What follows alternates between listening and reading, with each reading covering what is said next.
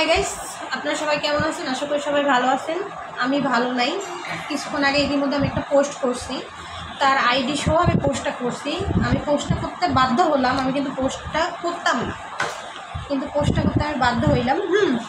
মানে কি আর বলবো, এরা অনেক জায়গায় কথা বলে, অনেক জায়গায় ভেরিফাই করে, জাস্টিফাই করে তারপর কিন্তু আমার কাছে আসে। হ্যাঁ, আর যেহেতু আমি একটা এক্সেপশনাল একটা জিনিস নিয়ে আসছি, যেটা আমাদের মেকআপে 24 ঘন্টা গ্যারান্টি। হ্যাঁ, এটা শুধুমাত্র কিন্তু আমরাই দিচ্ছি, একদম ওয়াটার প্রুফ, যে আপনারা পানি দিয়ে ধুয়ে নিতে পারবেন। এরা কিন্তু জাস্টিফাই করে আমার এখানে আসে, এসে আমার সাথে আমাকে বলে যে আপু এই আই লুক চাচ্ছি, এই হেয়ার স্টাইল চাচ্ছি, এই লুকটা আমি চাচ্ছি।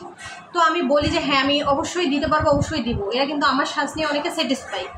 হ্যাঁ, এখন হঠাৎ করে যদি কেউ, মানে আমি যার কথা বলতেছি সে আমার কাছে 2টা সাজ নিয়েছে, প্লাস উনি বিয়ে প্লাস রিসিপশন নিবে, আমার মেমো করাও আছে, আমি মেমোটাও দেখাইতে পারি।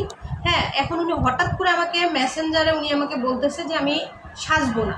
একটা সাজা না সাজা যদি একটা উপযুক্ত কারণ দেখাইতে পারতো, সেটা কিন্তু মেনে নেওয়া যায়। এটা কিন্তু মেনে নেওয়া যায় না। যেমন এই ডোনেশনটা কে খাবে? আমার ওই ডেটে আমার অনেক বিয়ে আসছিল, ওনারা আমাকে বুকিং করে গেছে নামমাত্র কিছু টাকা দিয়ে। এটা কিন্তু আমরা বুকিং নিই না, যেহেতু ওনারা অন্য 3জন আসছিল, 3জন এসে কিন্তু রিকোয়েস্ট করছে যে আপু আমরা অমুক দিনে ফেসিয়াল করবো, সেই তারিখে আমরা আপনাকে টাকাটা দিব, আমরা বাড়াই দিব। তো ফেসিয়াল করার কথা ছিল, ফেসিয়াল করতে আসে নাই, ভালো কথা, ফেসিয়ালটা পরেও করতে পারবে। কিন্তু এখন উনি হঠাৎ করে আমাকে মেসেঞ্জার বলতেছে উনি সাজবে না, উপযুক্ত কোনো কারণ নাই, বলতেছে আমি সাজবো না। তাহলে ওরা যদি না সাজে, ওরা যদি আসে, ওরা যে দেওয়ানগিরি করে আসে মেয়েগুলা, মানে সাজবো কি না, বা অমুক পার্লারে সাজবো না অমুক পার্লারে সাজবো, এখন হয়তো বা আমার থেকে 2-3 হাজার টাকা কমে সাজটা দিচ্ছে, এই জন্য লুফে নিচ্ছে ওখানে।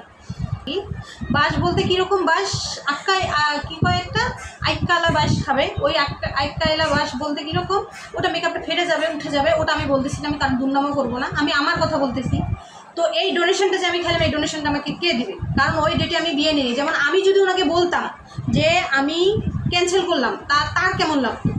এখন ইতিমধ্যে দেখেন, এখন ওনার বিয়ের আগে যদি ঝড় বাতাস বৃষ্টি, বা আমার রিলেটিভ বা আমার নিজের কেউ যদি, কারো যদি কেউ অসুস্থ হয় বা কেউ যদি মারাও যায়, সেক্ষেত্রে কিন্তু আমাকে ওখানে যাইতে হবে, আমি কিন্তু ওখানে যেতে বাউন্ড।